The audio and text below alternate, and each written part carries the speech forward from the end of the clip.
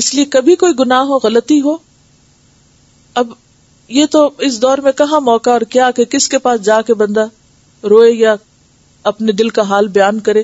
پھر آپ کا اور اللہ ہی کا معاملہ ہے، اور ہر شخص کا یہی. انسان اللہ کے سامنے روئے، توبہ استغفار کرے اور فوراً صدقہ کرنے کی کوشش کرے جو بھی میسر آئے، کیونکہ صدقہ جو ہے بہرحال گناہوں کا کفارہ کرتا ہے، دھوتا ہے انسان کو. کیونکہ اس آیت کے فوراً بعد کیا کہا؟ خذ من اموالہم صدقہ. یہ اگر اپنے دل کی ندامت کا ازالہ کرنے کے لیے صدقہ دینا چاہتے ہیں یا پھر اپنے زکوٰۃ وغیرہ اور فرائض جو پیچھے چھوٹ گیا وہ پورے کرنا چاہتے ہیں تو لیں آپ ان سے. تو طہرہم، یہ ان کو پاک کر دے گا، صدقہ ان کو صاف کر دے گا، دھو دے گا ان کے میل کچیل. اور تطہیر ظاہری صفائی کے لیے آتا ہے، جیسے بدن کی نجاست وغیرہ، یہ گناہوں کے میل کے لیے آتا ہے، داغوں کے لیے آ رہا ہے یہاں. یہ صدقہ، مال کا صدقہ ان کو صاف کرے گا.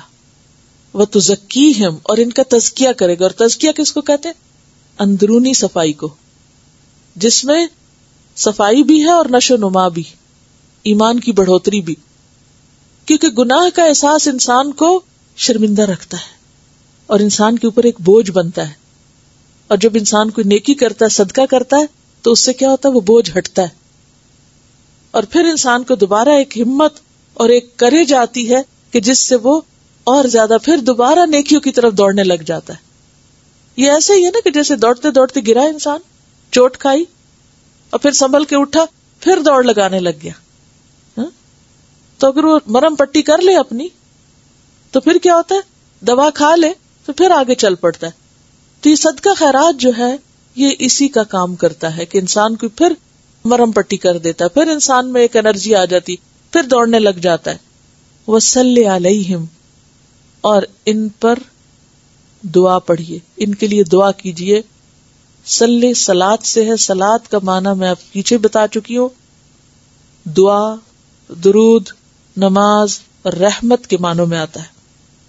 اور نماز میں نماز جنازہ کی طرف اشارہ ہے، کیونکہ پیچھے منافقین کے لیے کیا کہا گیا تھا؟ نہ ان کے لیے استغفار کریں، ان کے لیے دعا بھی نہیں کریں، اور نہ ہی ان کے لیے جنازہ پڑھیں. یہاں پر کیا فرمایا کہ آپ ان کے لیے دعا کیجیے یا ان کا جنازہ پڑھیے، یعنی آئندہ کے لیے. ان صلاتک، بے شک آپ کی دعا، یہاں صلات دعا کے معنوں میں، آپ کی دعا سکن لہم، ان کے لیے سکون کا باعث ہے. آپ ان کو دعا دیں گے تو یہ دعا ان کے دلوں کی ٹھنڈک کا باعث بنے گی. تو اس سے کیا پتہ چلتا ہے کہ دوسرے مومن بہن بھائی کے لیے دعا کرنی چاہیے، اور دعا فائدہ بھی دیتی ہے. جیسے یہاں کہا کہ آپ کی دعا، اور ظاہر پیغمبر کی دعا تو اللہ تعالیٰ قبول کرتے ہیں، اور وہ اس کے تو برابر کسی اور کی دعا ہو نہیں سکتی. لیکن انسان اگر یہی سوچ لے کہ اس دور میں جنہوں نے صدقہ خیرات کیا تھا ان کے لیے پیغمبر کی دعا تھی، تو امید ہے ہم بھی ان کے اتباع میں ان کے پیچھے شامل ہو جائیں گے، اور ہم پر بھی اللہ تعالیٰ اپنی رحمت فرما دے گا. تو ان صلاتک سکن لہم، سکن کیا چیز ہوتی ہے؟ ایک ہوتا ہے ساکن. ساکن ہوتا ہے وہ جو شروع سے ہی ٹھہرا ہوا ہے، جس میں حرکت نہیں، مثلا پتھر وغیرہ ساکن ہے. اور سکن ہوتی ہے وہ چیز جو حرکت کے بعد ٹھہرے. ایک ہے نا دل کا اطمینان جو ابتدا سے ہے، ٹھہرا ہوا دل، اور ایک ہے گناہ کیا، دل بے چین ہو اٹھا، پھر اس کے بعد نیکی کی، دعا ملی، اب وہ دوبارہ چین میں آ گیا. تو سکن کیا ہے؟ حرکت کے بعد ٹھہرنا، اور ساکن شروع سے ہی ٹھہرا ہوا ہونا. تو آپ کی دعا ان کے لیے سکون کا باعث ہے. واللہ سمیع علیم، اور اللہ سننے والا، جاننے والا ہے. یعنی جو گناہوں کا اعتراف کرتا ہے، دعا کرتا ہے، اللہ اس کی دعا سنتا ہے اور لوگوں کے حالات کو خوب جانتا ہے. تو اس سے پتہ یہ چلتا ہے کہ گناہوں کا ازالہ یا نفاق کا مداوع انفاق میں ہے. یعنی اگر دل میں یا عمل میں کوئی کمی بیشی محسوس ہو کہ ہمارا قول و فعل ایک جیسا نہیں یا ہمارے دل کی حالت اچھی نہیں، تو اس کا ازالہ کس میں ہے؟ صدقہ اور دعا میں. اور اللہ دعائیں سننے والا ہے، دلوں کے حال جاننے والا ہے. جو صدقہ کرے گا، دعا کرے گا اپنے لیے، دوسروں کے لیے، یا دوسروں کی دعا لے گا، اس کے لیے برکتوں اور رحمتوں کے دروازے کھل جائیں گے. اب آپ دیکھیے کہ انسان کو ہمیشہ کام ایسا کرنا چاہیے کہ جس کی وجہ سے دوسروں کے دل سے خود ہی دعا نکلے. دیکھیں نا، جب آپ کسی دکھی کی مدد کرتے ہیں، کسی کے کام آتے ہیں، کسی کے ساتھ اچھا کرتے ہیں، دوسرے کا دل خوش ہوتا ہے، وہ خود ہی دل سے دعا دیتا ہے. آپ کو کہنے کی بھی ضرورت نہیں ہوتی. یہاں یہ نہیں کہا کہ آپ جا کے پیغمبر سے کہیے کہ آپ ہمارے لیے دعا کیجئے. ان کو پتا ہے ہم یہ کریں گے تو ہمیں دعائیں ملیں گی. الم یعلموا، کیا انہوں نے جانا نہیں، انہیں پتا نہیں، ان اللہ هو یقبل التوبہ، بے شک اللہ تعالیٰ توبہ قبول کرتا ہے، ان عبادہ، اپنے بندوں سے. اللہ اپنے بندوں کی توبہ قبول کرتا ہے. کیا انہیں معلوم نہیں؟ وَيَأْخُذُ الصَّدَقَاتِ، اور صدقات لیتا ہے، یعنی قبول کرتا ہے. یعنی جب کوئی صدقہ کرتا ہے تو اللہ تعالیٰ اسے قبول کرتا ہے. اور حدیث میں اس کی مزید وضاحت آتی ہے. کیسے؟ صحیح مسلم کی اور بخاری کی روایت ہے، اللہ تعالیٰ تمہارے صدقے کی اس طرح پرورش کرتا ہے جس طرح تم میں سے کوئی شخص اپنے گھوڑے کے بچے کی پرورش کرتا ہے، یعنی بہت کیئر کے ساتھ، حتیٰ کہ ایک کھجور کے برابر صدقہ احد پہاڑ کی طرح ہو جاتا ہے.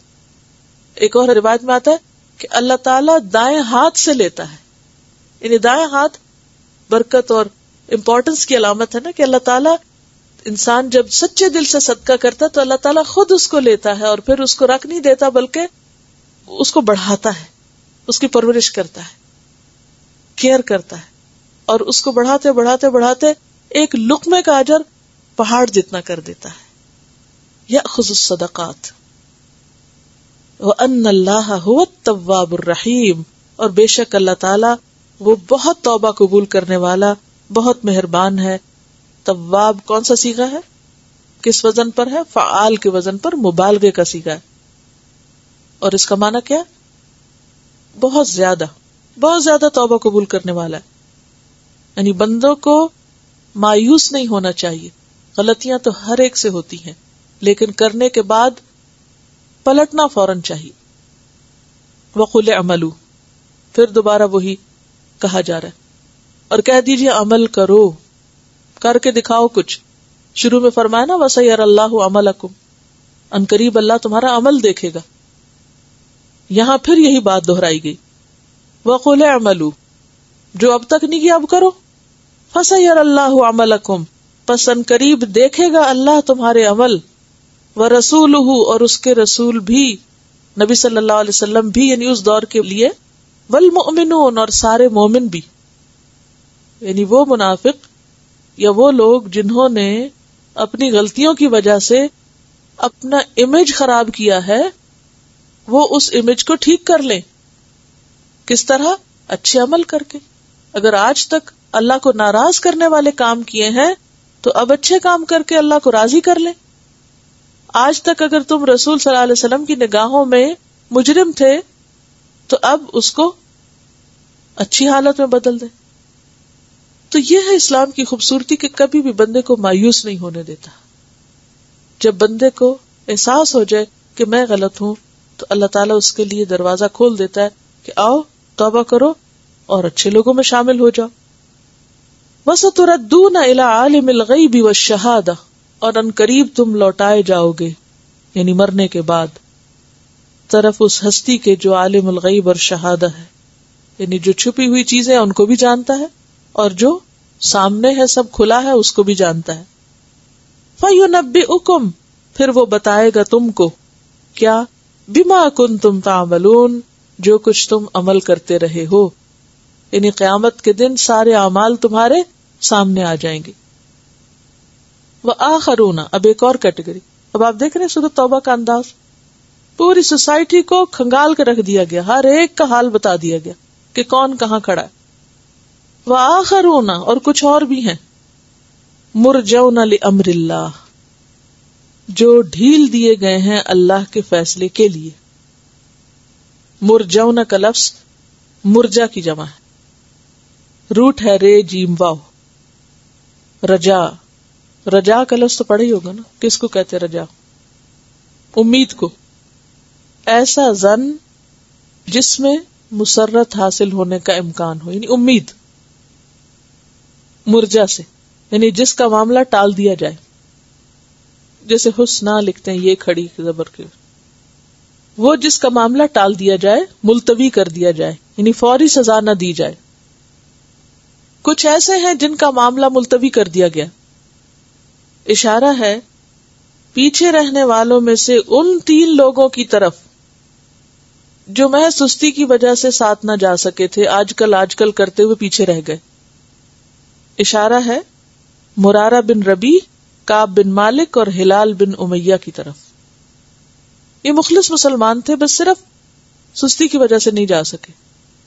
جب نبی صلی اللہ علیہ وسلم واپس لوٹے، منافقین نے آ کے جھوٹ بولا، انہوں نے سچی بات کر دی کہ ہمارے پاس کوئی بہانہ نہیں، یہ ہماری غلطی ہے. اور پھر انہوں نے معافی مانگی تو کہا کہ یہ اللہ تعالیٰ ہی معاف کر سکتا ہے، اور ان سے کہا کہ تم انتظار کرو. اس کا اگلے سبق میں ذکر آئے گا، تو وہاں ڈیٹیل میں دیکھیں گے کہ کیا معاملہ ملتوی ہوا اور پھر بالآخر انجام کیا ہوا. سورۃ التوبہ کی آیت نمبر 118، 118 آیت میں وَعَلَى الثَّلَاثَةِ الَّذِينَ خُلِّفُوا حَتَّى إِذَا ضَاقَتْ عَلَيْهِمُ الْأَرْضُ بِمَا رَحُبَتْ، وہاں اس کی تفصیل آئے گی انشاءاللہ.